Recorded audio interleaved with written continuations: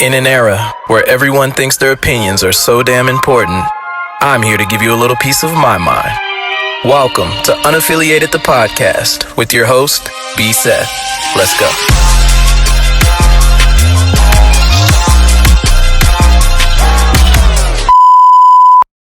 In 5, 4, 3, 2, and 1. Hello, world. Welcome to Unaffiliated the Podcast with your host, B. Seth.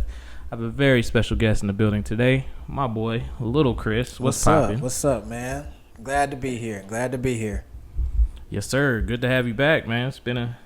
Oh, I love this here. Appreciate it, man. Yeah, you fuck with the podcast? Yeah. Cool. Appreciate you, man. Give the people a background of why your name is Lil Chris. Because I think some people might think it's a disrespectful thing. No, but it's not. No, it's all love. Deshaun, he gave me that nickname when we were in UNA. He used to call me little nigga from down the street. Little nigga from down the street, and they said that name was too long. It's like Lil Chris, and then it just caught on. Everybody just started calling me Lil Chris. So that's what it is, man. That's what it is. Ladies and gentlemen, Lil Chris. What's up? What you been up to, man? What's popping? What's new? Oh man, I'm learning money. Okay, man. on the money grind. Yeah, that's a challenge for sure because that's not how my mind usually works. I'm usually a do things kind of person, and having to actually study something so abstract like that is like foreign to me. Right. So it's a lot of work, but it's a lot of fun though. It's a lot of fun. I love learning new things. And I love applying new things even better than learning new things. So the application of it is my favorite part. But recently I've read books on real estate investing. I've read books on marketing and selling. I've read books on just growth. Like I'm currently reading. No, you're good. Outwitting the Devil. I'm sorry. Outwitting the Napoleon Devil. Hill. Okay, we'll put that in the description so y'all can check it out. It's a conversation he's having with the devil. It's kind of like it's interesting. It's kind of like an interview kind of thing, like a court interrogation kind of deal, and it's very interesting. It's very interesting. I read most of my books now on Audible because I don't have the the patience. Yeah, the patience for the hard copies because I've read ABC's The Real Estate Investing 4 times. I've read that marketing book twice, and I'm currently, like I said, reading Outwitting the Devil, and all that in the span of reading one hard copy book, which is Rich Dad Poor Dad. Right, classic. Very, very classic book. I love it. It's full of good information. I'm actually studying that book, so that's probably what's taking me so long. Instead of just reading it through, I'm like, piece by piece. Yeah, piece by piece. And whenever I come across something interesting, I mark it, then research down into that rabbit hole. And like I said, that's probably what's taking me so long to read it. Because you're reading to understand. Yeah. Even you said you read the other book 4 times. Like that's how you're supposed to do it. Like you're doing it to actually absorb the information. So that's what's up. That's where it's at. So what's your goal? Like my goal for this year specifically is to have one multi-unit rental property this year by December 17th, which is my birthday. I'm planning to have at least one. So I've already got the schematics done thanks to ABC's The Real Estate Investing. If you don't have that book and you're interested in real estate investing, check it out. It is an awesome book. It's an awesome read. Hell yeah. But like I said, my goal is to have that rental property by the end of the year. Nice. In the Huntsville area? Yeah, Huntsville, Madison area. I'm talking to my realtor Savoy. He's helping me get. Shout him out. He's helping me get into the Huntsville market. He's giving me some advice, and I'm just trying to run with it, man. Right. I'm just trying to run with it because my idea of life is not working for other people. and that's where I'm at currently. Say it again. I can't do it. I don't have like you said, the patience. I don't have the patience for it, because once I get into my mind that I want to do something and I don't want to do X, Y, and Z, it's kind of hard for me to keep doing it or find the motivation to keep doing it. So, and I've already got into my mind that I want that passive income from real estate investing, so I can do like massage, because I'm currently a massage therapist, so I can do that, and so I can just live my life basically the way I want to live it. Earning your way into freedom. Hell yeah, that's what's up. But you can't do that without the knowledge. So that's what I'm trying to acquire right now. So true, man. And I've been in stocks probably like a year and a half now, about 2, pushing on 2. So when I see people like on the Dogecoin wave, and even the GameStop wave, which are 2 waves I was on at one point. Yeah, I missed that GameStop when I was hurt.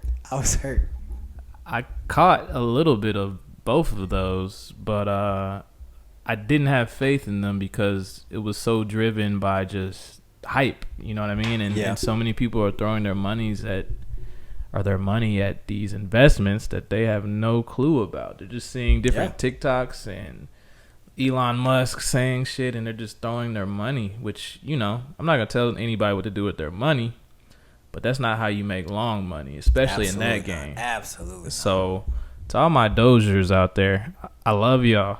It's cool to make money from a joke coin. It's amazing. And it's only a joke till you make money, right? Yeah. But sure.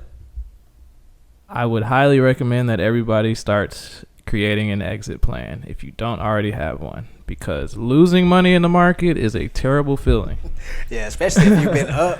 especially when you was up. Like, what are you doing? Man. There's been times where I've been up like 200% on stocks, and I didn't pull out because I wanted to get 300. You know what I mean? It was just that emotion. Like they say, never trade with emotion. Yeah. So for me, it was like, okay, if I can do this and it's moving like this, but I didn't think this is a very volatile stock. This movement that's so crazy now can do the exact opposite in the next 5 minutes. You know what I mean? So all my Dozers, get out, please. And if I'm wrong, I'm wrong. If I'm wrong, I will eat these words. But if I'm not, it's not going to be good. Like I said, it's that knowledge factor, man. Mm-hmm. It's that knowledge factor. If you go into it just based off emotion, you're going to lose. You're going to lose every time. And that's the thing, like, ever since the GameStop thing, it's turned into this rally behind your stock or your coin of choice kind of game.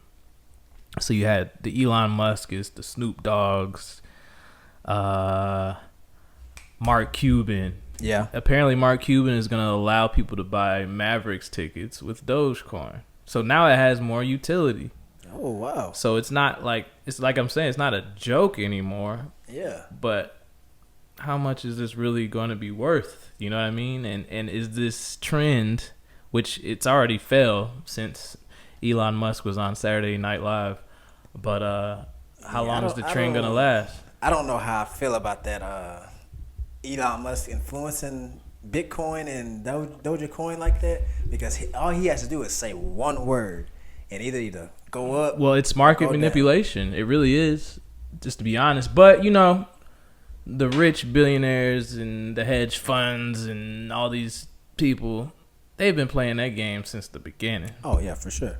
So I'm never mad at seeing the average person win. It's just, it's not a win if you don't take profit. That's rule number one. If you didn't take profit, you lost. That was a bad trade. You did black terrible. And white.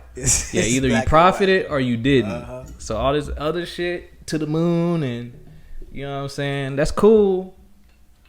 But if you ain't taking profit, fuck the moon. Yeah. Like, what are you doing? Like, at this point, what are you doing? Yeah. Exactly. So shout outs to all my investors out there. To the moon, if that's what you're trying to do. I respect it. I'm still a part of the shits, even though I'm talking down on it a little bit. But I'm definitely, I've made my exits when I needed to, and I'm planning on making a few more. So, for sure, that's the move though, and it's one of the ways to create and multiply your wealth, and you can't be mad at it if people do it. Yeah, they say most millionaires have 3 sources, 7 sources of income total, but all of them share these things: stocks, real estate, business. Yeah. Own a business, own real estate, trade stocks. Yeah. Or invest in stocks, because everybody's not like an active trader, but those 3 things. So that's what I'm focusing on too. So right now I'm in the stock phase. This shit is a business technically, and then eventually I want to get on the real estate shit like you're on. So that's dope. We should probably do an investment podcast. Maybe I'll put it on the Patreon. That'd be dope. That'd be dope. I like that idea. Unaffiliated Patreon coming soon. Actually, it's already here. If you would like to subscribe, it's a $5 bundle for a month. Get it while it's hot. Exclusive content, including interviews I did not release. I have been recording a shit ton these past couple months. I just haven't released anything because some things were just very out of pocket. Some things... That's the juice. Yeah, some things, yeah, I mean... But yeah, if you want to see all that, plus more exclusive stuff, plus more stock talk, real estate talk, go check out the Patreon. I hate to be the ads guy, but we got to pay bills around here. Yeah, thank you guys for watching the show, by the way. What were we talking about before this started? Your love language? Yeah, we were talking about love languages. Yeah, I've never talked love languages with my homies. It's interesting, man. But you made a very interesting point, and I was... So your original thing was, why aren't some people into showing affection in public? Yeah, PDA. Because it blows my mind, man. Because it's like if you love this person, then you should be able to show it in public. And I'm not saying that you have to have sex in public with this person. I'm just saying, like, the kiss, the holding hands, the arms around the shoulder, the arms around the back. It's like, you gotta, I don't know, man. It blows my mind when I don't see couples do that. And I know you like this, you love this person, and it just don't connect. It just, the numbers don't add up to me. Well, like I was saying earlier, I've been in situations and in relationships where my partner wasn't a physical touch type of person. Mm-hmm. And then I think it also comes with time too. So like, okay, you know, after a couple years, it just might be so understood that we're 2 parties and we're together that we don't have to necessarily, we're not so focused on that because we've achieved a level of comfort, which isn't necessarily a good thing. But maybe that's how some people feel too. Shit, if I've been with this person forever, you know what I'm saying? Like, we've done everything. They're not even thinking about, sometimes, I'm saying if this isn't like their style, if this isn't their style of showing love, they're probably not even consciously thinking about that shit. They're probably just like, well, you know, this is what we do, and go through the motions, which I think doesn't work for me. But I think that's what some people do. See, the key word that I heard was going through the motions, and I feel like the worst thing to do, right? Yeah, man. Especially in a relationship, because you start to get complacent. And when you start to get complacent in a relationship, you start taking things for granted. And when you start taking things for granted, that's when things start to go south fast. I was going to ask you, do you think it's possible for a relationship to stay interesting the whole time? Which I'm assuming you do. Yeah. How? Because I don't know if I've figured that out, just to be honest. Moment of transparency. Mm-hmm. Right, yeah. How? Like, when I see people together for 50 years, I think it's so dope. And I also think, like, damn, how? Communication, man. Communication. Okay, I agree with that. Totally. You got to be able to tell your partner the good, the bad, the ugly, and the in-between. If you can't do that, then you can't be yourself fully around this person. Do you think it's communication, but also applying what your partner is telling you? Because I think you can run into people who have excellent communication. Well, is that really communication if you're not applying what your partner is telling you? Because part of communication is listening. choice. You can listen and still not apply. You know what I'm saying? I think some people like they can hear you, but especially nowadays, I feel like people, women, men, women, it's kind of hard for them to break their ways, women. So I don't know. I think it's some people are really set in their ways, and I think this generation, the motto is the less you care, the better you're off. Yeah, that's just what I'm observing, just as a innocent bystander in the dating world. Yeah. So speak to that. How do you feel about today's dating environment, just from what you've seen over the years or whatever? From what I've seen, I feel like it's, like you said, it's more so whoever cares the least wins, has the most power. Right. And I feel like that's not the way to go. Yeah. Because like I said, I'm the type of person who shows affection physically, and if I don't perceive you showing or wanting to show affection towards me, it's a turn off. Yeah, it's automatically a turn off, because nobody wants to be in a long-term relation with somebody who doesn't want to show their affection for them, and who feels like doing the opposite of showing affection is the right thing to do. Nobody wants that, because it plants the seed for distrust. And if you have distrust in the relationship, we all know how that goes. I agree. Yeah, I think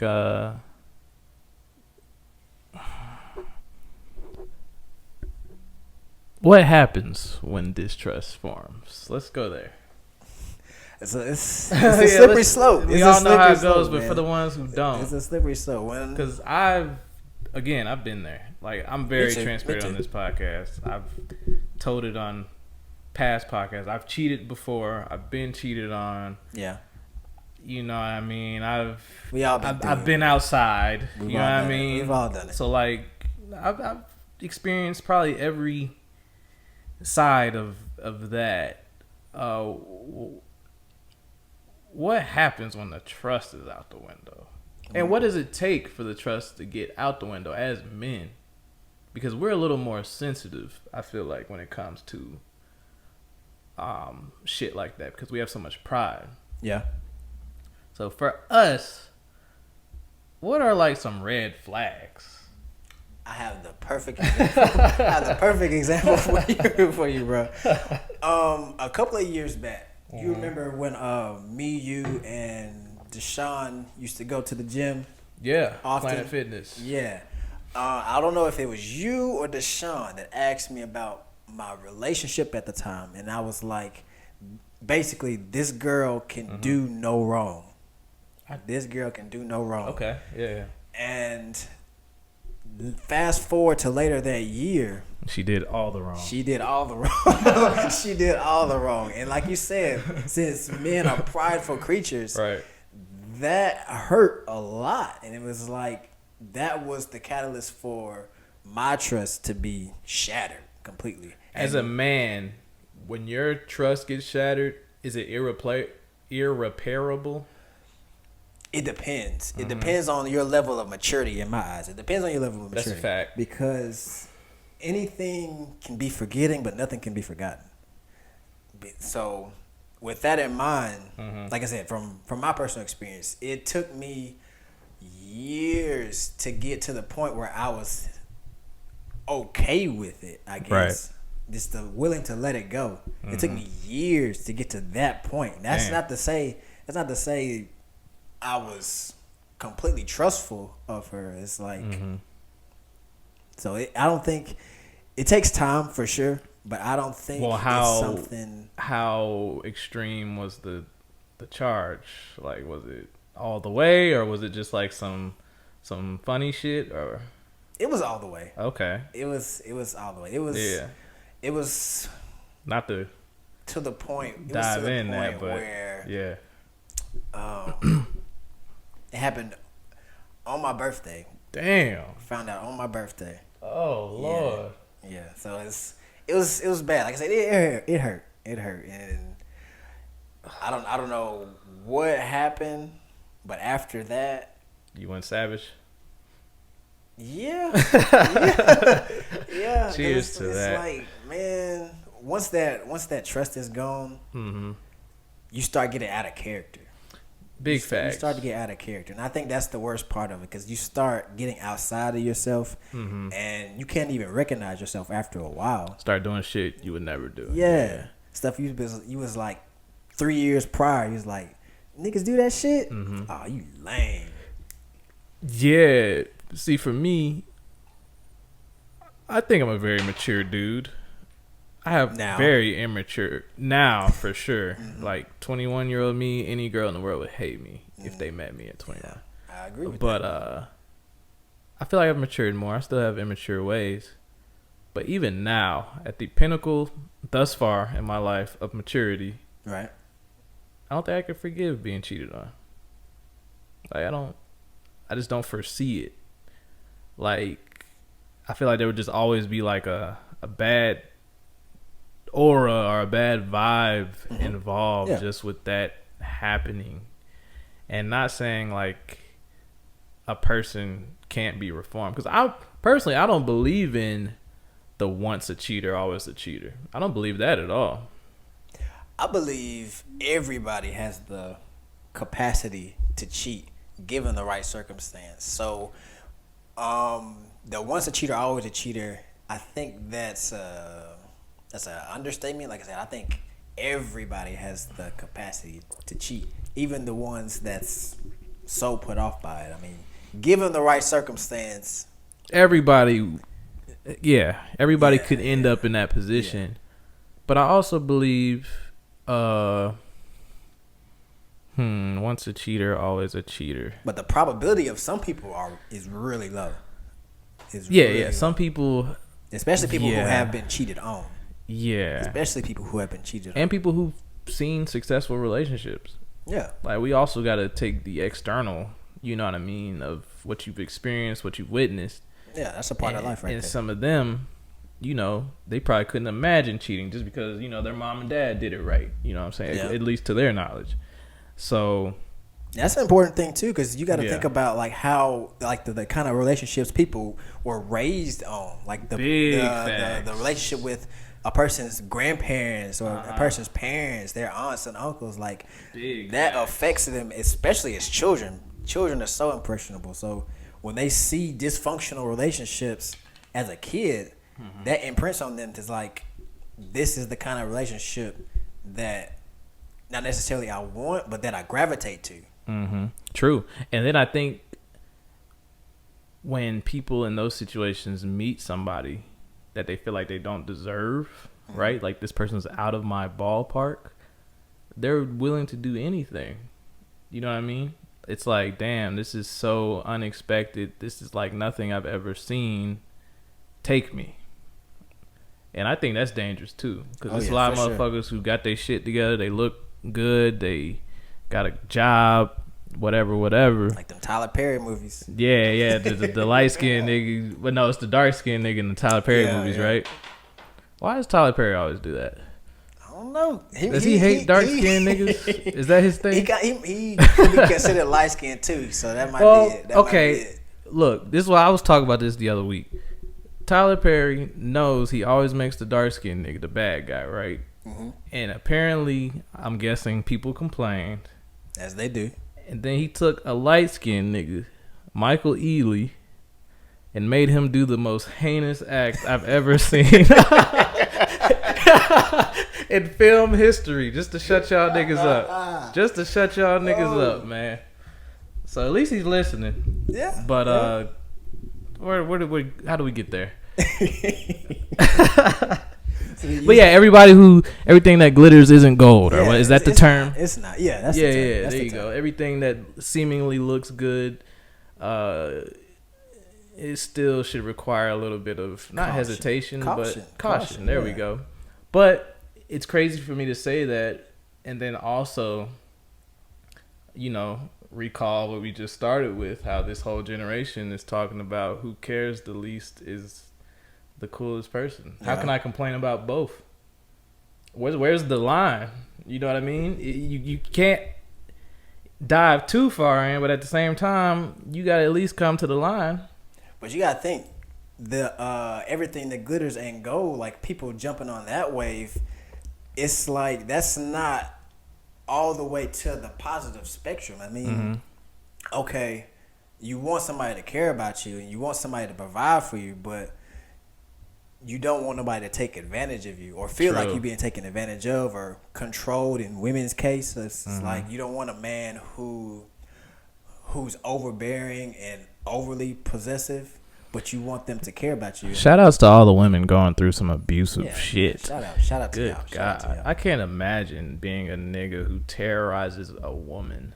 I think that's so weak. Shout outs to all the queens out there who are in unfavorable situations. Please get out of it. Keep your head up. If you're afraid to get out of it, call somebody. Yeah. Call the cops. Call your family, your cousins, them, somebody. B. Seth gonna get y'all a hotline. Just wait. For real, because niggas is mad corny nowadays.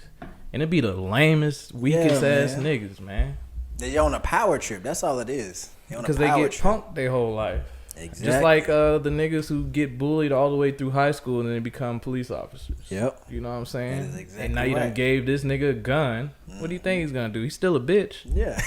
You just gave him a gun. Yeah, he's a bitch with a gun. He's more likely to use this now. Just take advantage. Like I said, it's a power trip, man. Damn.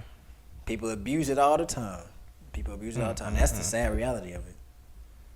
Yeah. Especially when it comes to relationships, because you have relationships with people and children, because you're not only hurting the person you claim to love, you're also hurting that child because they see that they're witnessing it. Yeah, they see that. Like they see their dad abusing their mom mentally and physically and verbally. They see that and they think, hey, emotional manipulation is the way to go.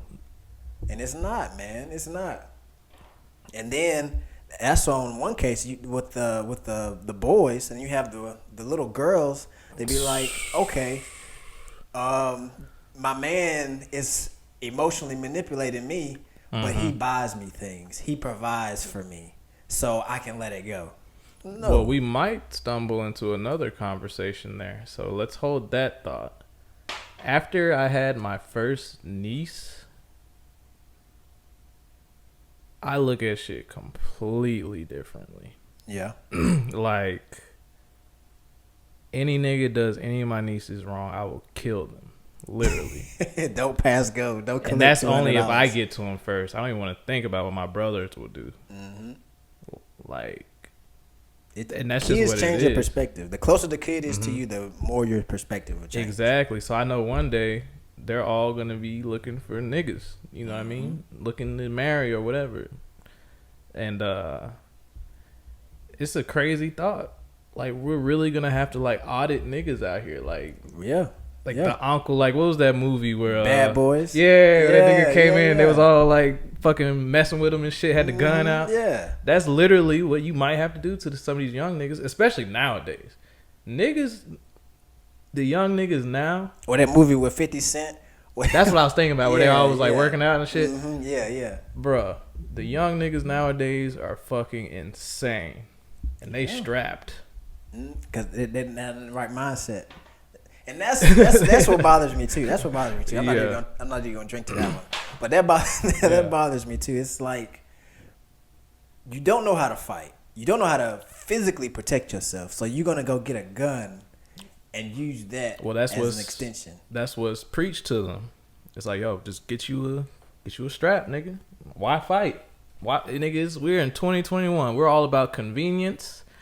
That's just microwave. That's justification right there. No, I'm not justifying. I'm telling you what they're hearing. Yeah. That's what I'm hearing. They're in that microwave generation, nigga. Fuck getting my hands dirty, nigga. I've never had to. I played Madden my whole life and video games and went to the YMCA. Soft for the capital T. So like, niggas is just, they going straight for the heat and ruining their lives, the other person's life.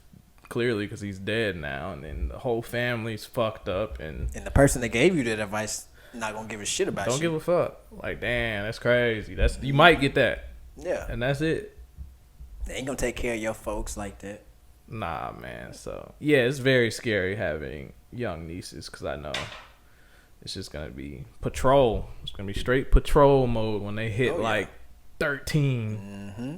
It's like, yo, what the fuck? As soon as they hit puberty, you like lock it down. Lock it down. Like, what the fuck? I'm gonna have to move wherever they at, nigga, just to keep an eye. Mm-hmm. Get them little chastity belts and everything. Get that whole joint All set right, up. you better calm down, T.I.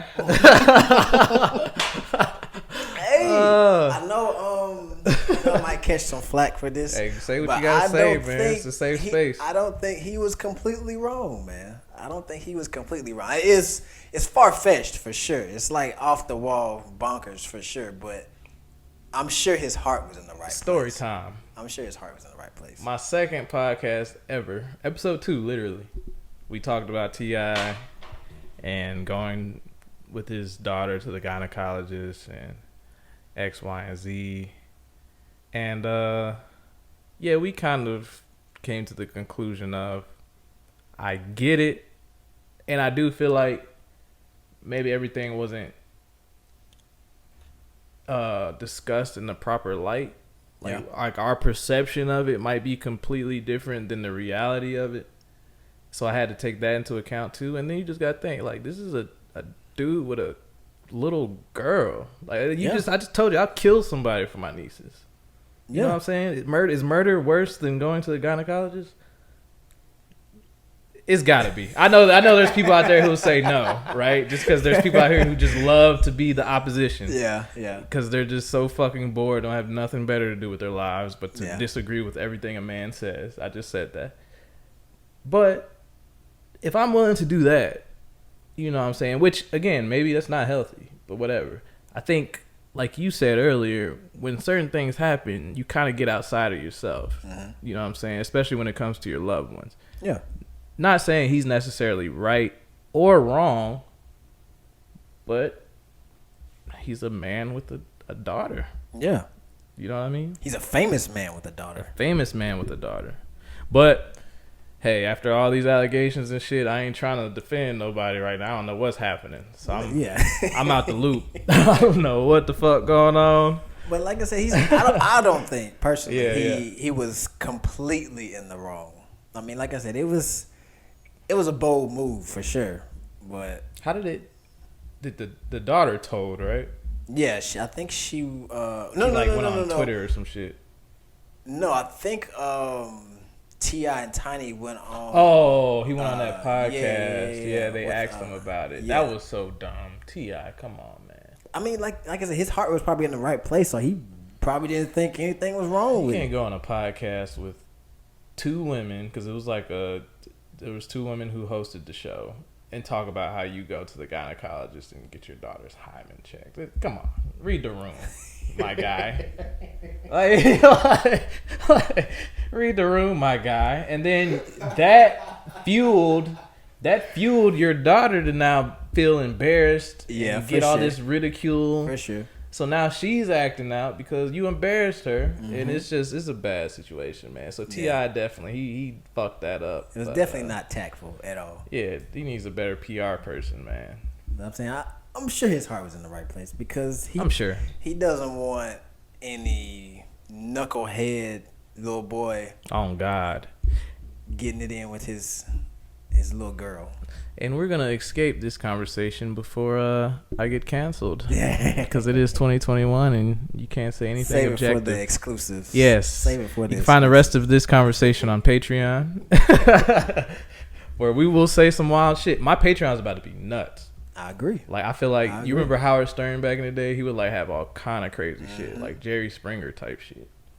That's going to be my Patreon. Let them have it, man. Let them have it. So y'all better subscribe, man. Also, if you have a small business, we have an advertiser section on there where you can advertise your business for a month for a premium and get more customers to your services. Look at this guy. Hey, man, you know what I'm saying? We got to pay the bills around here. I got you. But we're going to take a quick break, everybody. Keep it locked. Be sure to follow Unaffiliated the Podcast on Apple Podcasts, Spotify, and now on YouTube.